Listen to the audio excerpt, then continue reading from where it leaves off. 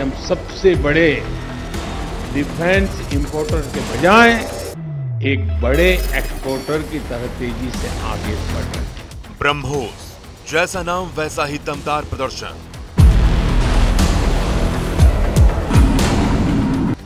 जिसकी एक झलक देखकर ही दुश्मन कांप उठता है।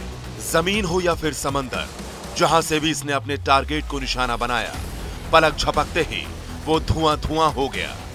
भारत की इस नई ब्रह्मोस मिसाइल की दुनिया के कई मुल्क मुरीद हैं और अब चीन के पड़ोसी एक देश ने इस भारतीय ब्रह्मोस सुपरसोनिक क्रूज मिसाइल में दिलचस्पी दिखाई है, जिसको लेकर चीन के होश उड़े हुए हैं। दरअसल ब्रह्मोस एरोस्पेस के साथ वियतनाम बहुत जल्द इस किलर मिसाइल को लेकर बातचीत करने की तैयारी में है।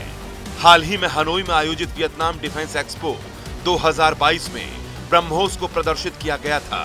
इस डिफेंस एक्सपो में दुनिया भर के 30 देशों ने हिस्सा लिया था, लेकिन वियतनाम की नजर ब्रह्मोस मिसाइल पर टिकी थी और तभी से वो इस भारतीय क्रूज मिसाइल को खरीदने के लिए बेताब है। वियतनाम को सबसे ज्यादा खतरा उसके पड़ोसी देश चीन से है, क्योंकि दोनों के बीच 1979 में युद्ध भी हो चुका है। ऐसे में वियतनाम चाहता है कि आने वाले भविष्य में अगर चीन अपने दूसरे दुश्मन देशों की तरह उस पर हमला करने की सोचता भी है, तो उसके जंगी बेड़े में शामिल घातक हथियारों में ये भारतीय मिसाइल उसे और ज्यादा ताकतवर बना देगी।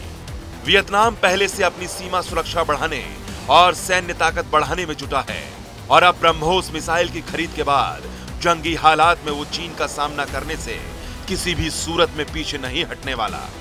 ब्रह्मोस एरोस्पेस भी वियतनाम के राष्ट्रीय रक्षा मंत्रालय के साथ संपर्क में है। वियतनाम की एयरफोर्स में कई सुखोई 30 फाइटर जेट शामिल हैं। माना जा रहा है कि ब्रह्मोस मिसाइल का एयर लॉन्च वेरिएंट वियतनाम को ऑफर किया जा सकता है। इस मिसाइल का air launch variant Sukhoi Su-30 MKI से ऑपरेट किया जा रहा है, जो सिर्फ भारत के पास है। ब्रह्मोस कितना ताकतवर है और इसकी क्या खासियत है, वो भी जान लीजिए। ब्रह्मोस सबसे तेज और सबसे घातक सुपरसोनिक क्रूज मिसाइल है। इसके साथ ये मिसाइल हवा, जमीन और समंदर कहीं से भी हमला करने में सक्षम है। इसे पानी के अंदर से भी लॉन्च किया जा सकता है। एडवांस ब्रह्मोस मिसाइल की रेंज 500 किलोमीटर तक है, यानी इतनी दूरी तक अपने टारगेट को ये तबाह कर सकती है। ये 3000 से 3500 किलोमीटर प्रति घंटे की रफ्तार से अपने टारगेट की तरफ बढ़ती है। रडार की पकड़ में आए बिना ये दुश्मन पर हमला करने की ताकत रखती है। यही खूबी इसे और ज्यादा खतरनाक बनाती है। इसी साल 27 अप्रैल को ब्रह्मोस क्रूज मिसाइल के एंटीशिप वर्जन का सफल परीक्षण हुआ था। यह सफल परीक्षण अंडमान निकोबार में किया गया, जहां समंदर के पास जमीन पर मौजूद लॉन्चर से क्रूज मिसाइल को दागा गया। इस एंटीशिप ब्रह्मोस मिसाइल ने चंद सेकंड के अंदर ही समंदर में तय टारगेट को तबाह कर दिया था।